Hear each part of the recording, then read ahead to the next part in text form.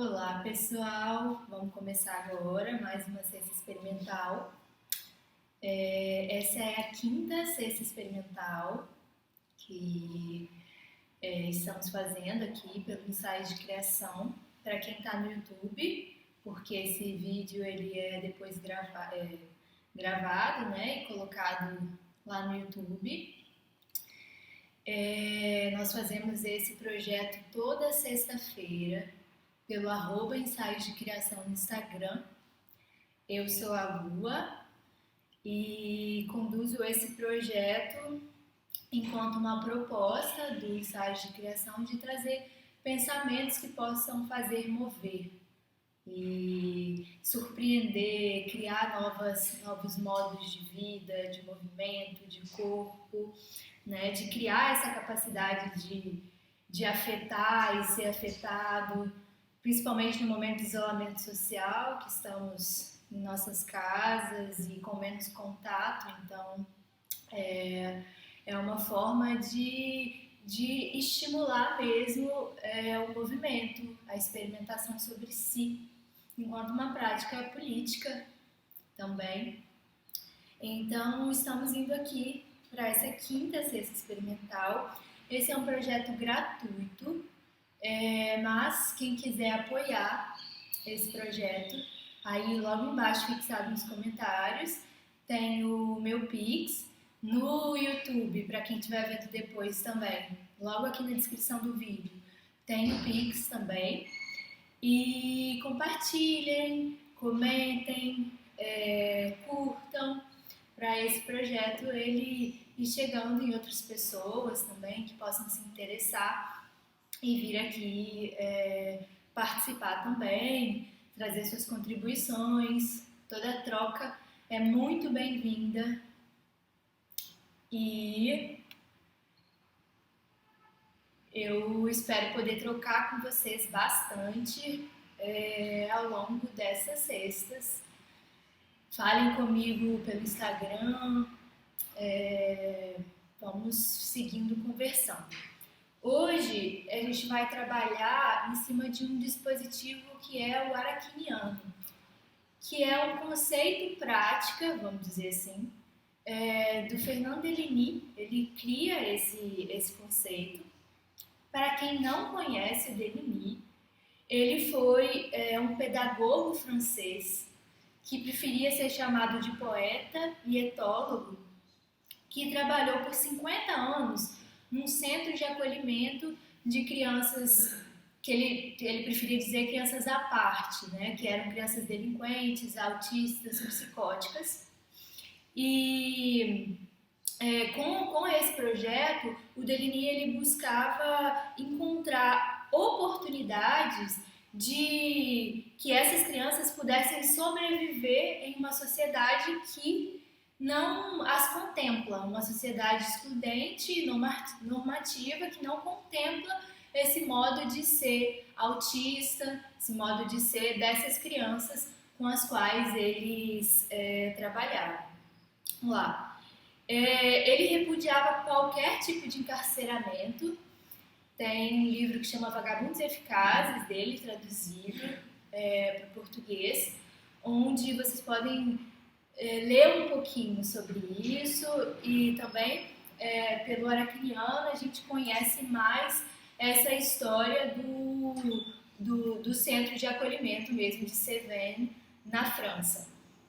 E a forma que ele encontrava de dar voz a essas crianças,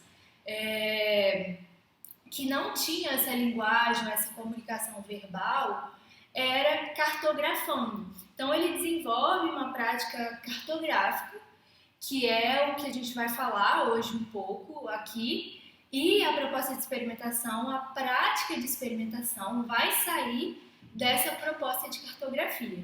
Mas, diferente das últimas, né, dos últimos encontros das sextas, a gente não vai fazer isso agora, porque vai ser uma prática mais difusa, vai demandar algum tempo, alguns dias. Ela tem muito de observação também, porque a prática do Deligny ela perpassa essa observação. Então,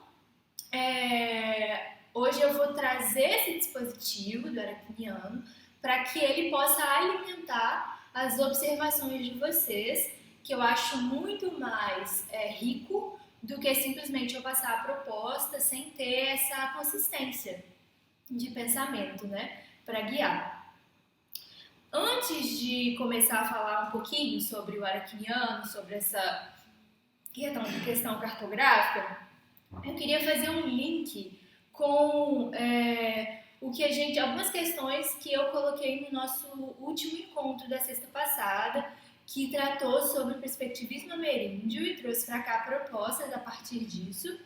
Quem não viu, tá lá no YouTube, no link da bio vocês conseguem acessar os 4 vídeos. A gente passou por Nietzsche, Deleuze-Guattari, Donna Haraway e Eduardo Viveiros de Castro, passando por alguns conceitos, né, deles. Depois a gente volta neles em outros momentos com outros conceitos, e agora é o momento do aracniano.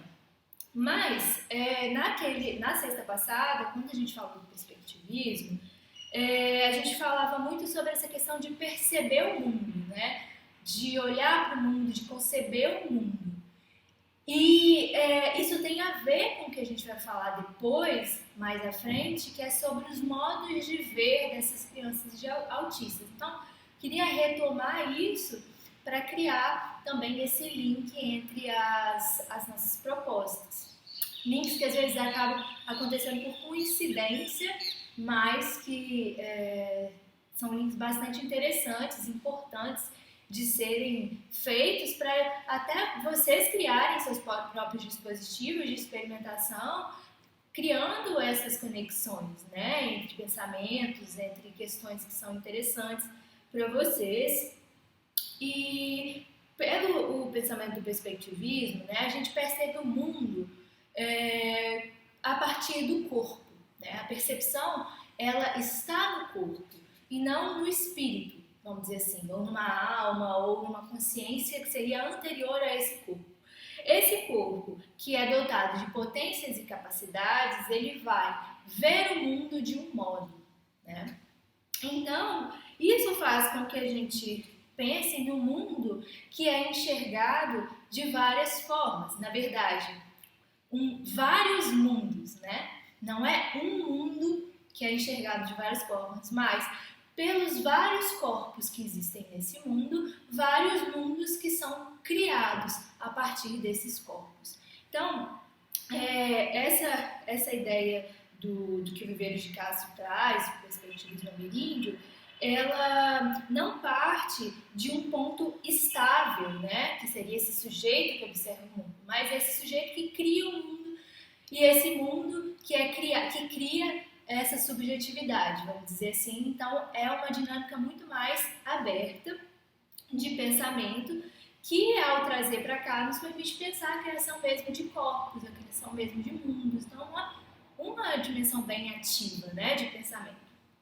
E naquela ocasião, em outras também, eu disse isso bastante, isso vai servir bastante para a gente agora, que é a ideia de que o corpo é matéria e expressão, ou seja, o corpo não é só matéria, né? Isso que a gente tem aqui, esse corpo desenvolvido por órgãos e coisa e tal.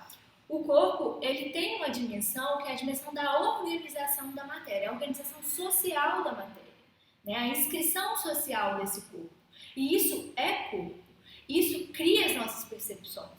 Então, nas experimentações da semana passada de criação de corpo, eu até disse, embora a gente produza corpo aqui agora, a gente produza percepção a partir desse corpo, existe uma percepção mais grossa, né, que a gente continua vendo, né, um modo de ver que continua ali ascendente, que não é um modo de ver, quer dizer, que é um modo de ver muito perpassado pela linguagem. Então, não é porque eu, na minha experimentação, criei um corpo que eu vou agora ver absolutamente tudo diferente, porque faz parte desse corpo essa organização social, né?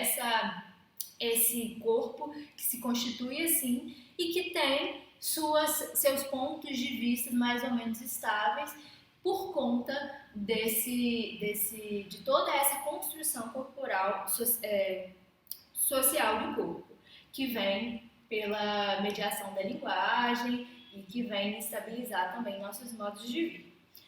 Então, dito isso, eu queria começar a falar do Deligny. Por que eu falei isso da linguagem, da comunicação como constituintes desse corpo? O Deligny, ele trabalha com essas crianças autistas. E por autistas, lá em Cévennes, ele chamava as crianças que não tinha possibilidade de fala nenhuma. Então, elas são aquelas que são conhecidas, às vezes, por autistas de baixo nível, né? Em contraposição àqueles autistas de alto nível. Então, ele trabalhava com esses considerados autistas de baixo nível que não falam e nunca falarão, ele dizia. E aí, por estarem desprovidas de linguagem, por não terem esse corpo que fala, né, dotado de comunicação verbal, ele buscava um modo de viver junto com essas crianças, que pudesse exceder a linguagem. Por quê? Ele queria conviver com elas, né? Ele não queria se impor sobre elas, intervir. Eles queriam criar um espaço comum com as crianças. Então, aí começa essa ideia de comum que ele traz para Arachiniano.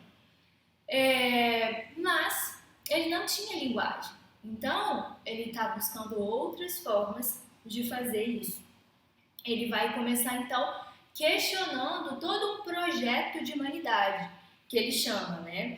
Que implicaria pensar o humano como herdeiro do mundo, um ser dotado de consciência que se imporia sobre o mundo e iria ali criando relações, né, mediadas por essa ideia de privilégio, de superioridade, de proeminência mesmo, de um modo de ser, que seria esse modo de ser intermediado por esse projeto de humanidade. Então, quando ele fala de projeto de humanidade, ou o homenzinho que somos, ele está falando sobre essa dimensão que ele diz. No ser humano, aparece esse acento um tanto pronunciado da consciência de ser. Então, ele liga essa ideia de ser humano com a ideia de consciência de ser. Então, quando a gente está falando desse projeto de humanidade, é disso que a gente fala, da linguagem, da consciência, da intencionalidade, do querer. E essas crianças autistas com as quais ele trabalhava, não estavam incluídas nesse projeto de humanidade. Então, esse foi o desafio dele. O Deligny chama esse agir consciente de um fazer, enquanto ele chama o agir das crianças autistas, que não seria um agir consciente, não seria um agir útil, não seria um agir com alguma finalidade, aí sim ele chama de agir. Então existe o fazer, que é desse projeto de humanidade, e existe esse agir, que seria um modo de ser dessas crianças. E aí ele até conta, para exemplificar um pouco isso, o que seria, por exemplo, esse agir. Tem uma criança que pega uma laranja e descasca essa laranja. No entanto, ele descasca ela e abandona. Ele não come a laranja. Ele não descasca para comer. Não tem uma finalidade, uma utilidade. E aí ele vai narrando alguns casos, né? Trazendo pra gente um pouco essa imagem do agir. Essas crianças com quais eles trabalham, né? Que ele cria essa ideia de agir, elas teriam muito mais o vagar, o andar ao acaso, do que o querer, a intencionalidade. Então,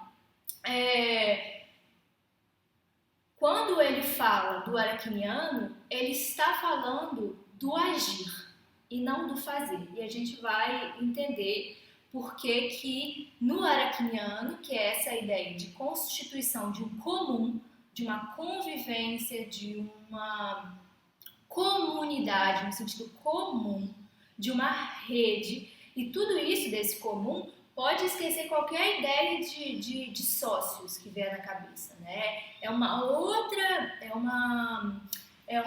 configuração muito mais sutil do que seria esse comum, que a gente vai desenvolver aqui. No Aracniano, que é esse livro, ele diz assim: basta o querer para que desapareça a constelação que suscita o agir. O que ele quer dizer com isso? Que apenas o agir pode constituir uma constelação. E o que é uma constelação? É uma outra palavra para falar do comum, para falar da rede. Então, apenas por meio do agir poderíamos criar um comum. E isso porque no fazer, né, que vai sendo constituído pela linguagem, pela comunicação verbal, ele viu que ele não conseguiria criar um espaço de acolhimento, né? Ele tem essa paisagem, esse contexto, né? Então, nesse contexto dele, ele não consegue, pela linguagem, criar um espaço comum, um espaço de acolhimento, né? Com aquelas crianças, como ele poderia criar esse viver junto com elas, de uma forma que não fosse mediada pela linguagem, porque a linguagem não existe para elas. Então, ele parte muito disso. E aí, ele diz que a linguagem é um combustível de autopropulsão, ou seja, pela linguagem, a propulsão de si. A ideia de si enquanto um centramento, a produção de centro, de formação do indivíduo. E à medida que se forma o indivíduo, se esgota o comum. Então, o indivíduo, né, formado pela linguagem e pela comunicação verbal, ele iria repulsar, ele criar uma repulsa a toda a ideia de multiplicidade que subsiste quando a gente fala de comum, né? O indivíduo aqui, quando eu for falar, eu não vou estar dizendo sobre... Eu vou estar dizendo de uma questão muito, muito específica, que é aquele que não se divide, é aquele que existe em si mesmo. Então, quando eu digo que o comum, ele excede o indivíduo, é essa figura de indivíduo que eu trago. Uma figura de identidade em si mesmo, autocentrada. A partir da figura do aracniano, ele diz: o que o aracniano nos ensina é que não se trata para a aranha de querer, por meio da tessitura de sua teia, ter moscas. É tramar que importa. E aí ele continua: o aracniano não é um ter, mas antes um achado incessante, uma descoberta pontilhada de surpresas. Tem duas questões aqui que a gente consegue ver nessa ideia de aracniano dele. É que para descobrir algo novo, para ser surpreendido, é preciso tramar. O que é tramar? Criar relações. E uma outra questão que ele traz que advém disso é que ao se implicar o si nas relações, né, o comum pode existir. Então, apenas no momento em que esse indivíduo autocentrado ele se desconstitui na sua implicação em relações, que não se dá a partir do querer, do fazer, da utilidade ou da finalidade, mas de um agir, de um vagar. Por quê? Porque não é autocentrado, né, mais difuso, uma outra constituição, que o aracniano ele pode aparecer, que o comum pode aparecer, que esse espaço de acolhimento, falando do contexto de Deligny, pode aparecer. Então, não significa querer tramar, né? Tipo, então eu quero isso, vou implicar aqui, né? Não. Há um momento em que aparece o querer, no momento em que aparece o fazer, entra em cena o indivíduo, sai de cena a possibilidade de comunidade, no sentido de comum.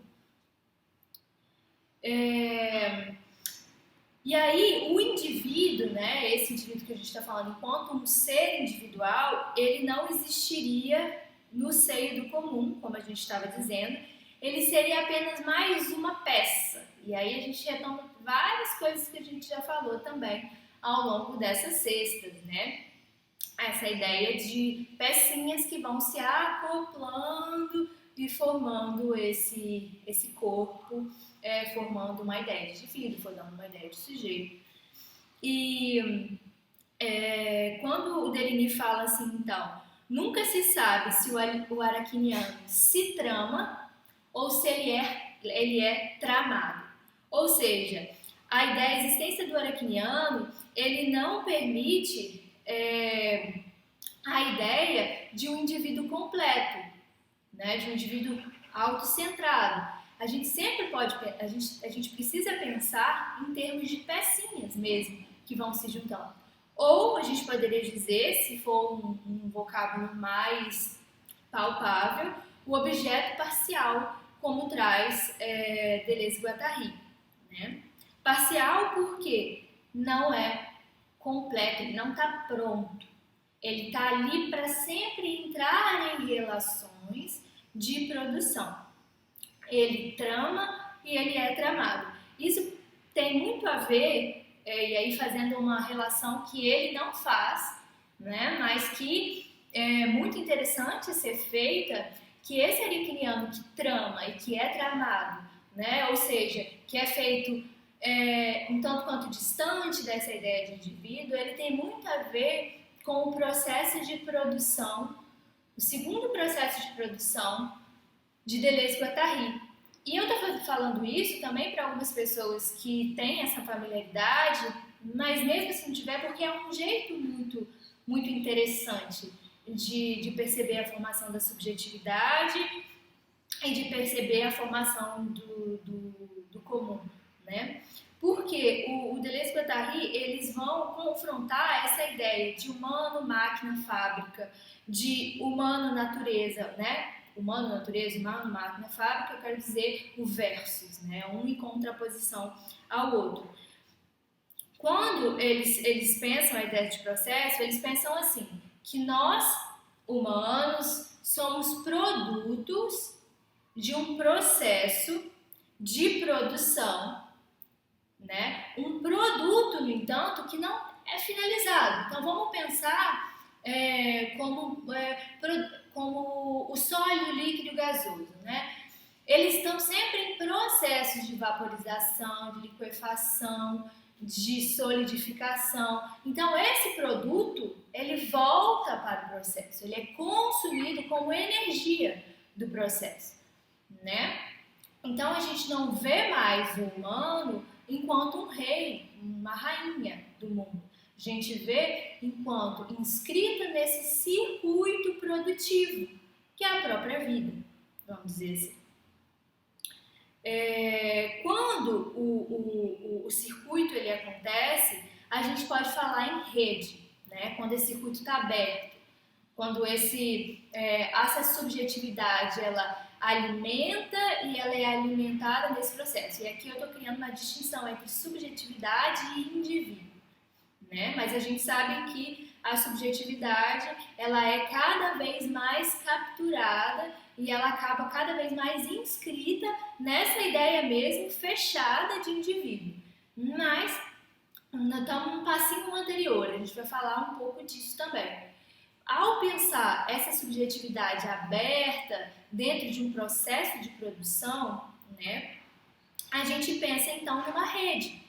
Porque imagina vários objetos parciais, né, várias pecinhas, se juntando, se acoplando, se desacoplando e formando essa rede. A rede não é uma imagem, até como o Deligny fala, uma rede de pesca, que ela é estática. É uma rede completamente móvel, né? Ele diz, quando se estabiliza, quando não há arachniano, quando se estabiliza esse projeto de humanidade, o que existe é uma rede de pesca e nós somos as boias, boiando, né, a par dessa rede.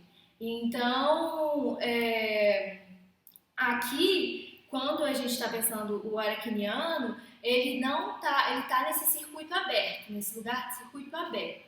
Quando o circuito se fecha, aí há indivíduo, a inscrição individual da subjetividade. A gente pode pensar a natureza como um grande arachniano, né?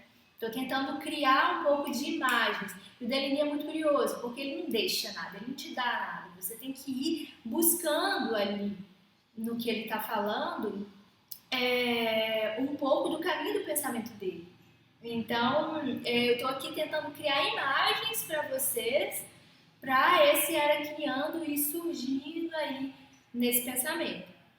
Então, quando a gente pensa a natureza como um grande arachniano produtor de realidade, a gente vê que a gente nunca sabe se a natureza trama ou se ela é tramada, se ela é produto ou se ela é produção. Por quê? Porque ela está num processo enredado, num processo interconectado, né? Quando a gente, no entanto, insere sobre isso as nossas máquinas sociais simbólicas, elas começam a repelir essa formação rizomática, enredada nessa rede móvel. Ela começa a repelir o circuito, a retroalimentação dessa máquina de criação de vida. De que forma ela faz isso? Pelo menos no que tange a subjetividade. Por quê? Porque ela vai começar a inserir o indivíduo nessa subjetividade. E aí, o indivíduo ele vai se tornar um produto que finaliza, né? Uma finalidade. Então, esse produto ele não é mais desdobrado ali pelo processo de produção.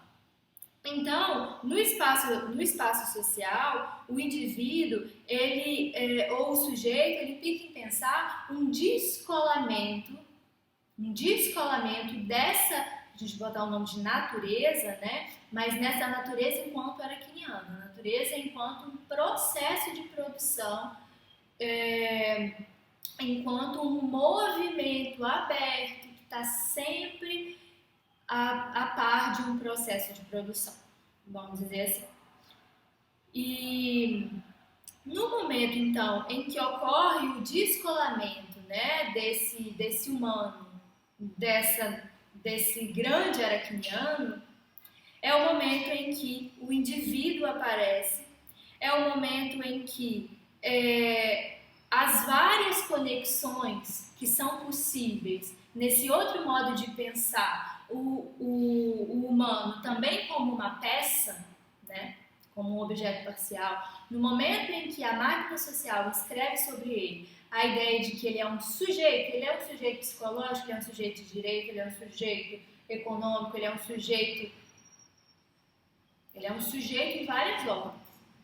Então, no momento em que ele começa a ser inscrito como sujeito e começa a se privilegiar a sua individualidade, de modo a que essa individualidade possa alimentar agora não mais o arachniano, mas essa máquina social que captura, né, ou que interrompe os processos de produção mais amplos, mais múltiplos, mais enredados.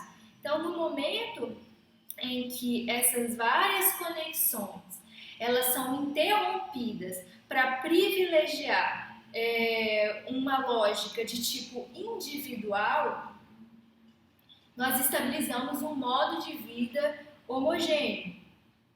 Porque pense, a gente tem uma rede móvel, né? Completamente o tempo inteiro se ligando, se desacoplando, ligando, separa, conecta, desconecta. Então a gente produz muita coisa. A partir do momento em que a gente tem, vamos dizer assim, um modelo guiando a produção dessa subjetividade individual, essa individualização do humano, né, a criação desse projeto de humanidade, a separação desse humano, dessa natureza, ou desse arachniano, ou dessa dimensão do comum, o que a gente tem nesse momento é a estabilização de um modo de vida homogêneo, que é um modo de vida que vai, agora sim, esse mesmo modo de ser vai ser o produto dessa máquina, porque ela continua a produzir, mas ela vai produzir a mesma coisa, que sirva ao interesse dela, né? Ela não quer ser surpreendida pela multiplicidade que existe nessa configuração arachniana, nessa configuração comunitária, né? Então, quando nos interessa liberar outros modos de vida, né? Encontrar outros movimentos, outros corpos, é porque estamos preocupados com o arachniano, vamos dizer assim, com esse comum, com essa captura desse arachniano. O Deligny, ele diz assim, e isso é bem legal, é bem ilustrativo a forma como ele fala. Crie uma aranha numa placa de vidro. Talvez lhe venham esboços de tecer, mas no vazio, pois a placa de vidro é o vazio, simplesmente porque não há suporte possível.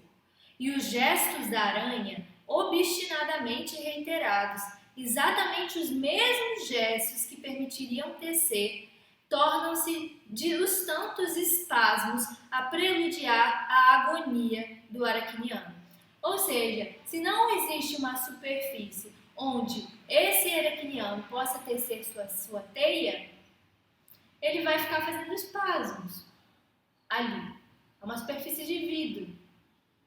Então, é uma forma legal de guiar esse pensamento também. Ou seja, se o humano, enquanto parte da natureza e dessa rede de produção, e desse comum, e desse arachniano, ele é capturado pelo projeto de humanidade, ele vai sendo apartado de todo o resto pela sua consciência de ser,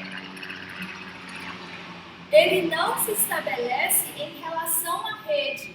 O arachniano não aparece e os modos de vida pouco se alteram.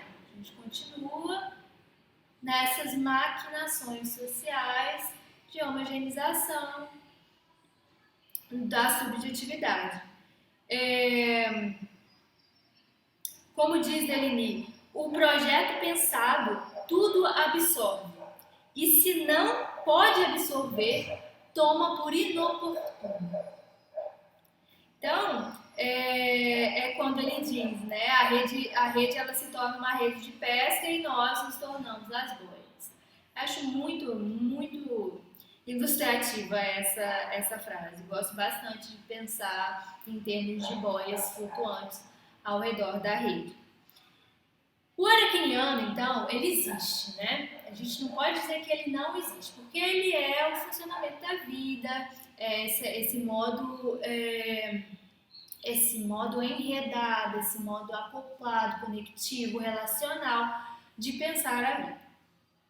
E ele vai seguir acontecendo, apesar das capturas. No entanto, o interesse de Deligny não é fazer o arachniano existir, porque o arachniano existe. A ideia do arachniano é fazer a ideia do Deligny é fazer o arachniano persistir. Este modo de vida homogêneo tem relação com o camelo? Não tem criação, só reprodução? Então, o que a gente falou lá no vídeo sobre Nietzsche, que foi o primeiro vídeo, é que o camelo seria muito mais uma linha, né? Então, ele de fato, ele reproduz, ele carrega os valores sociais nas costas, né? Então, ele está andando ali pesado, resiliente, querendo carregar esses valores. Então, tem essa homogeneização, sim, dentro desse modo de vida do camelo, que é uma linha que seguimos, né, em grande parte das nossas vidas. Mas, ao mesmo tempo, ao não tratar o camelo como um arquétipo, né, como uma figura fechada, e sim como um movimento ali que entra em relação com outros movimentos, é só para frisar que sim, né? Esse modo de vida autogênico tem muito a ver com o cabelo, mas pra gente não esquecer também que o cabelo não é só isso. Que o camelo, ele é uma relação, que o camelo também tem seus modos de produção. Eu tento fugir um pouco dessa ideia mais fechada de camelo e pensar também o que o camelo cria. Pode ser estranho, porque só a criança cria. Mas quais são os modos aí? É claro que são modos de criação muito mais capturados, né? Enquanto a gente fala do arquiniano, a gente percebe um pouco isso, por conta dessa inscrição social que existe sobre o corpo. Então, seguindo aqui sobre o que eu falava sobre persistir, né, fazer o arquiniano persistir, sem ser incorporado pelo projeto pensado, o que o Deligny ele procura nesse momento é primeiro a possibilidade de perceber os seus movimentos, os seus trajetos, e não os sujeitos, não ficar ali com os olhos atentos aos sujeitos e aos seus quereres. Então, se o arquiniano ele aparece nos acoplamentos e desacoplamentos que acontecem na vida, então eu vou olhar para esses acoplamentos e desacoplamentos, eu vou olhar por esses movimentos, eu vou olhar para as pausas, para as paralisações, né? E aí ele desenvolve essa prática, né, com as crianças autistas lá de Cévennes, na França, e ele escreve assim sobre essa prática. Agora a gente vai começar a entrar na própria prática cartográfica que ele começa a desenvolver, que vai servir de alimento para a nossa experimentação. O Deligny escreve: estávamos em busca, lá em Cévennes, de um modo de ser que lhes permitisse existir, nem que para isso tivéssemos de modificar o nosso.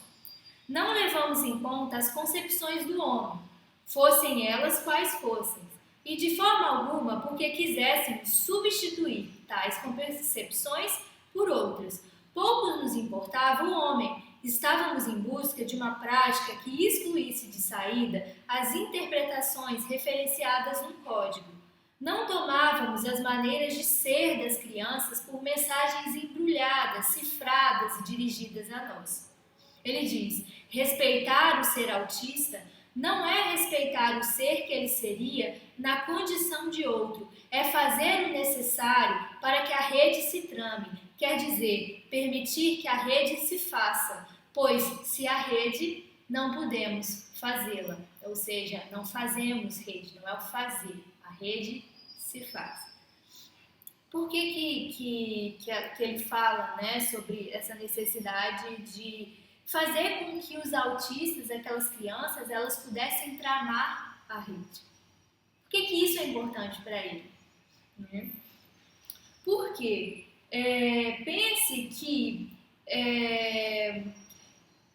os modos de fazer rede dos autistas, que não falam, que não têm comunicação verbal ou linguística, são muito diferentes dos modos de fazer rede que poderia propor os adultos que acompanhavam essas crianças, que são chamados por Deligny de presenças próximas. Então, sempre quando eu falar das presenças próximas, são os adultos que cartografavam, os adultos que ficavam ali próximo às crianças. Então, não era possível que a rede se tramasse caso fossem bloqueados os modos de fazer do autista, né, pela inscrição de uma linguagem ali, de uma busca de que essas crianças correspondessem a algo que elas não correspondem, que elas não corresponderiam.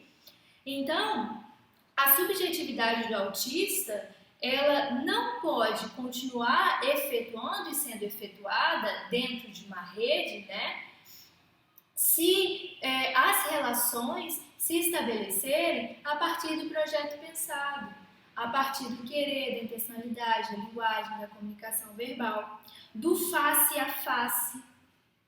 Assim, eles não conseguiriam estabelecer o espaço comum que o autista necessita para continuar tramando as suas relações.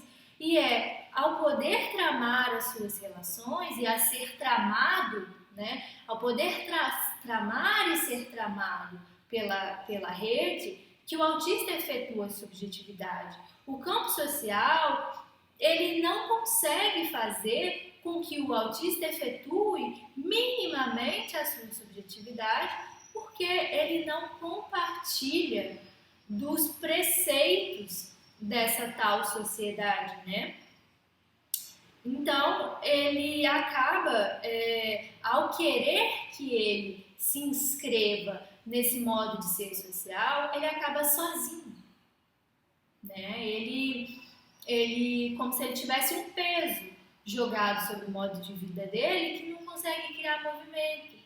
Ao contrário, que esse era o desejo de Deligny, se encontrasse outros modos de fazer rede ali naquele lugar que excedesse a linguagem, que não fosse mediado pela linguagem, então assim os autistas, aquelas crianças, elas poderiam efetuar a sua subjetividade, seu modo de ser, o seu modo de ser, vamos dizer assim, autista, o seu modo de ser singular, melhor dizendo, que não responderia àquele projeto pensado. As experimentações de Deligny das cartografias foram muitas. São muitas cartografias, muitas se perderam. Algumas podem ser encontradas, eu coloquei até lá no site, se vocês quiserem visualizar, mas vocês podem até achar no Google. Lá no site, que está no link da bio aqui do Instagram, vocês conseguem encontrar, né, mapas. Aí vocês clicam lá, vai mandar para um link da PUC, e aí lá vocês têm alguns mapas que foram traçados pelo Deligny. Mas a grande parte dos mapas, enfim, se perderam e se tratava de vários tipos de mapas.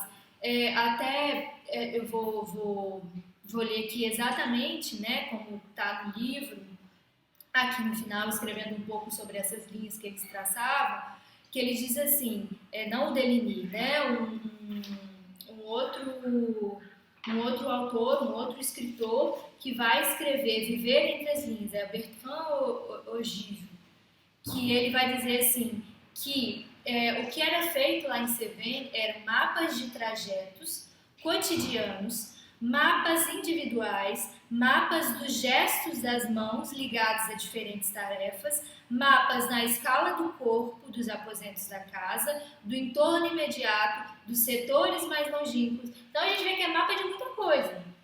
Então não é o mesmo tipo, né? É impossível dizer que se fazia cartografia em Cévennes por Deligny dessa forma. Não. Existem vários jeitos aí. Mas a gente vai lidar aqui com uma imagem mais geral dessa cartografia, né? Que é a proposta que Deligny fazia às presenças próximas, né, aos adultos, de traçar no papel os deslocamentos da criança e os deslocamentos deles mesmos, né? E essa era uma tentativa de proteger essas presenças próximas, esses adultos, de intervir diretamente ali naquelas crianças, ou de nomear aquilo que eles acreditavam ver, porque eles não tinham acesso à singularidade daquela criança.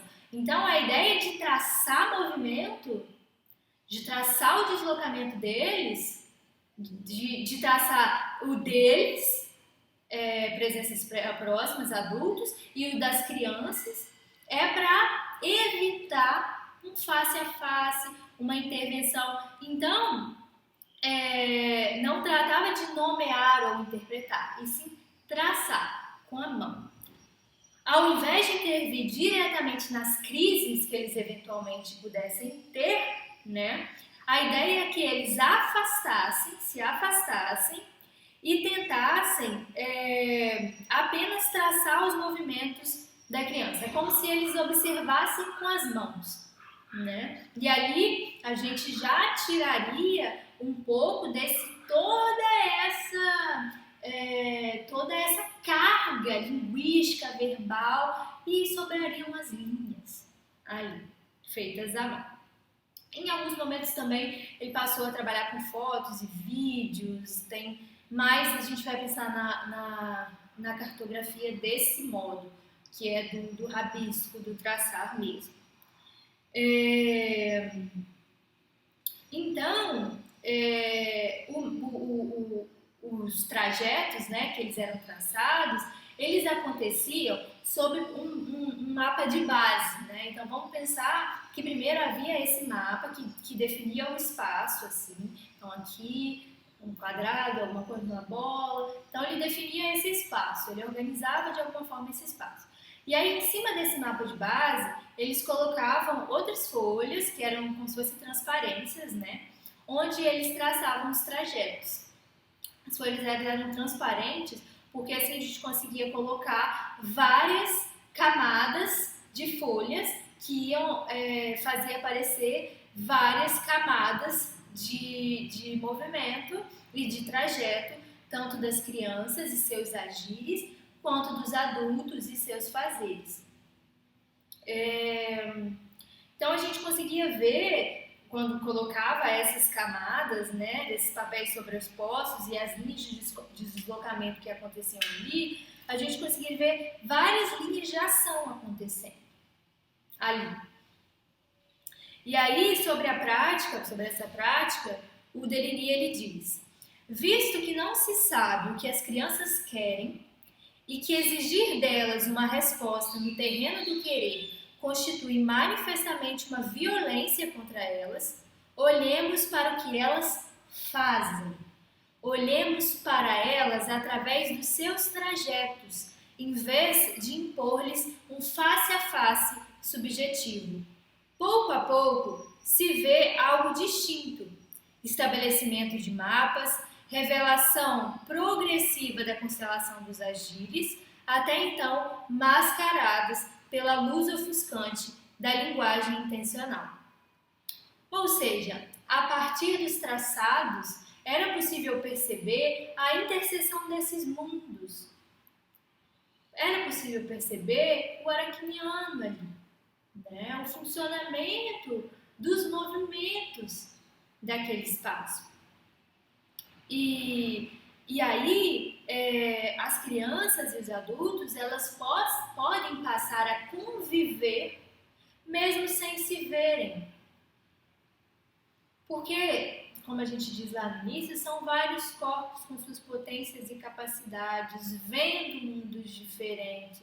Então, o modo dos trajetos é um modo que os adultos eles podiam se tornar visíveis para as crianças sem se situar no seu campo de visão, ou seja, no seu ponto de ver, né? E não, no caso dos autistas, ele me fala de um ponto de ver, e não de um ponto de vista.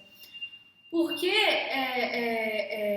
isso aconteceria, né? Por que as presenças próximas, os adultos, eles poderiam estar em presença no momento das cartografias, quer dizer, não no momento das cartografias, mas por intermédio das cartografias. Porque elas posicionavam o campo de ver da criança através de uma comunicação que se dava pelo espaço. Então, era no espaço que se dava a comunicação. E assim ele constituía os pontos de ver eles construíam os pontos de ver da criança com muito pouca comunicação direta, né? Era pela organização dos espaços que eles iam mobilizando a atenção das crianças. O mapa, ele permitia saber se o que se organizou ali, né? Se aquele espaço organizado daquela forma deu movimento para aquelas crianças ou se paralisou. Ou seja, não é saber se elas ficaram felizes, se deu certo, se deu errado, mas deu movimento. Elas conseguiram se colocar em atividade? Né? A gente está vendo aqui, não elas se conseguiram no âmbito abstrato, a gente está vendo aqui as linhas, ou elas estão paralisadas, estão girando em torno de si mesmas. Então, a ideia de criar o corpo daquelas crianças a partir da organização espacial era uma forma de possibilitar que elas tramassem, né? Que elas criassem relações. E aí, a cartografia é uma prática que perpassa muito esse ir e voltar ao espaço. Ou seja, eu vou ao espaço, eu modifico o espaço. Depois eu volto para observar como o movimento está se dando naquele espaço. Aí eu vou naquele espaço, modifico aquele espaço, depois eu volto para observar. Então, tipo, vai havendo uma retroalimentação, é um circuito mesmo, né, cartográfico. Ele não acontece, o mapa, ao contrário do que a gente pode imaginar, ele não seria algo paralisado, ou seja, isso seria um decalque, se a gente for pensar nos termos de Deleuze-Guattari, né, que é algo paralisado. O mapa é algo que se cria e eles se alimentam absurdamente do Deligny também, dessas ideias de linhas. Mas, então, a gente consegue ver uma dimensão coreográfica e corpórea muito importante nesse processo de mapeamento. Por exemplo, os adultos, né, as presenças próximas, estão ali e observam que uma dada criança tem uma relação com um objeto. Tem uma relação ali com aquele objeto. Só que ela não está ali para interpretar essa relação que a criança tem com o objeto. Ou ele gosta, aquele objeto faz bem, não faz. Ele tem uma relação com aquele objeto. Com aquele objeto, ele se relaciona. Então, o que eles vão fazer, né? Ao perceber, por exemplo, essa relação. Eles vão organizar o espaço. Às vezes, criava-se um mapa que ficava assim na casa, em alguns lugares para os adultos poderem ver, de como um lugar deveria estar organizado. Então, tipo assim, criava um mapa todo desenhadinho, tentando nos mínimos detalhes, porque o objeto com o qual a criança se relacionava estava ali. Então, era necessário manter o espaço organizado de um tal modo que a criança soubesse que ela vai e ela volta, ela vai e ela volta, e ela vai e ela volta na coreografia. Então, se cria essa relação aí com o objeto à medida que eles vão organizar espaço. Esse corpo ele vai sendo criado nesse ir, nesse voltar, nesse saber de alguma forma que esse objeto está lá, que ele tem essa relação com esse objeto, e aí em dado momento ele pode surpreender, né, e criar alguma coisa a partir daí. Então, pela repetição também, né, a organização mais bem definida do espaço, ela permitiria esse criar que viria a surpreender, né, pela essa movimentação. Então,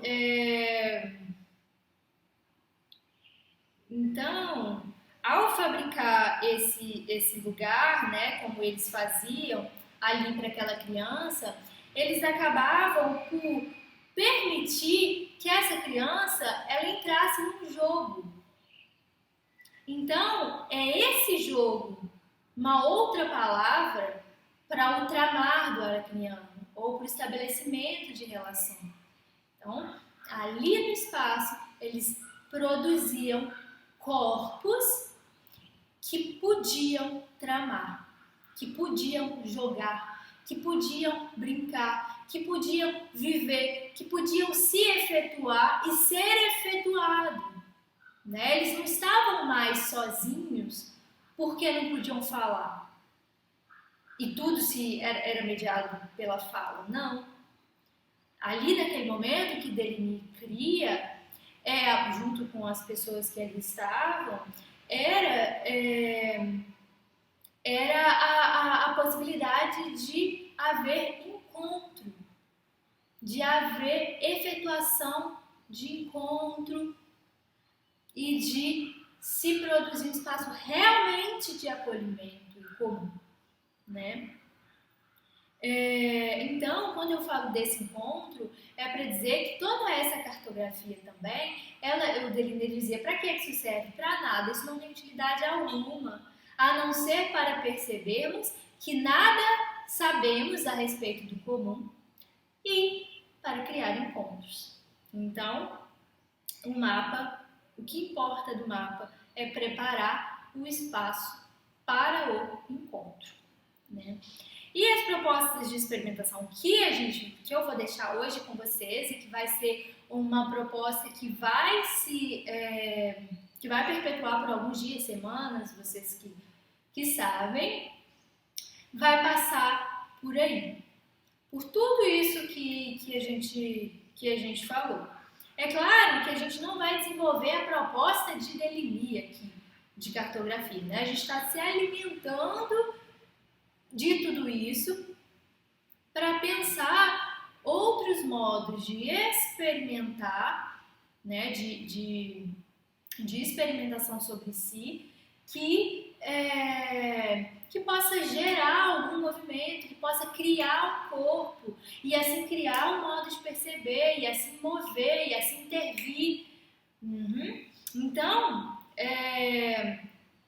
o projeto a proposta que eu quero trazer hoje é para vocês desenvolverem muito a partir de vocês. Eu vou dar algumas premissas, vamos dizer assim, completamente flexíveis, que vocês vão desenvolver os próprios dispositivos, como é que eu risco, o que eu coloco, o que eu não coloco. Evitem a linguagem e a representação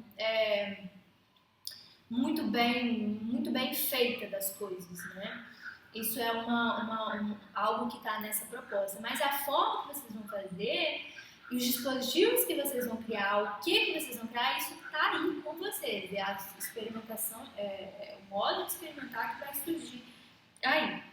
E aí, o dispositivo que a gente vai fazer, ele vai precisar do seguinte: de um papel, de uma caneta ou de um lápis. Quer dizer, um papel, vários papéis, né? A depender do tanto de observação que vocês vão fazer. Vocês podem fazer essa observação em casa, vocês podem fazer essa observação na rua. O importante é que seja a observação sempre de um mesmo lugar, para que vocês possam ir observando o movimento. Então, vocês vão sentar no banco da praça, vão pegar por exemplo, ou no banco da sua sala, vão pegar um papel e vão passar um tempo ali primeiro, mapeando aquele espaço de uma forma mais organizada. Então, como esse espaço ele se constitui ali de uma forma mais formatada, né? Então, o que tem nesse espaço e tal. Depois, vocês vão pegar, pode ser uma folha transparente. Ser uma folha transparente é legal, porque a gente consegue criar essas camadas de movimento. Mas também pode ser uma folha normal, não tem problema. E aí, nessa folha, todo dia que você for lá, parar nesse banco, parar nesse tal lugar na sua casa, você vai traçar os movimentos que você notar acontecendo ali. Como? Não sei, porque cada espaço vai produzir um movimento também, né? E cada um de vocês vai ter um modo de traçar ali, de escuta, né, do espaço. Então, vocês vão traçar esses movimentos que vão acontecendo ali no espaço. Vocês vão se colocar à escuta do espaço, né? Escutem o espaço, observem, um exercício de experimentação muito forte, porque não é para focar no elemento subjetivo da imagem, vamos dizer assim, né? No elemento mais ou menos representacional ali, mas para focar nos deslocamentos, no movimento que aquele espaço produz. Então, às vezes, vai sentar e falar assim, eu estou aqui nessa sala, não tem nada, não tem movimento aqui, está tudo parado. Então, vai ter que trazer esse infinito de ver, né? O infinito do ver para cá, para observar esses movimentos, né? Então, ir selecionando os ruídos desse espaço é muito importante, porque tem quem considere, ele me dizia, os autistas surdos mentais, porque eles não selecionavam os mesmos ruídos que a gente. Então a gente está aqui para selecionar outros ruídos, não mais os ruídos da linguagem, não mais os ruídos da consciência. Tudo isso, é claro que é aquilo, a gente não vai abandonar o nosso corpo, já feito de tudo isso. Mas como a gente pode traçar e olhar mais para esses movimentos, né? Então, vocês vão mapear a movimentação e vocês vão, pouco a pouco, intervir nesse espaço como se você fosse uma presença próxima de você mesmo, caso você esteja num lugar que é um lugar que você se movimenta muito, né? Ou você vai ser as presenças próximas das pessoas que passam por aquele lugar. Tem gente que passa numa mesma praça com muita frequência, ou o cara é dono de um bar, de um jornaleiro. Então, vocês vão intervindo nesse lugar também, conforme vocês vão observando os movimentos, os deslocamentos que ocorrem ali. Então, vocês intervêm. O tipo de intervenção que vocês vão fazer, eu não sei.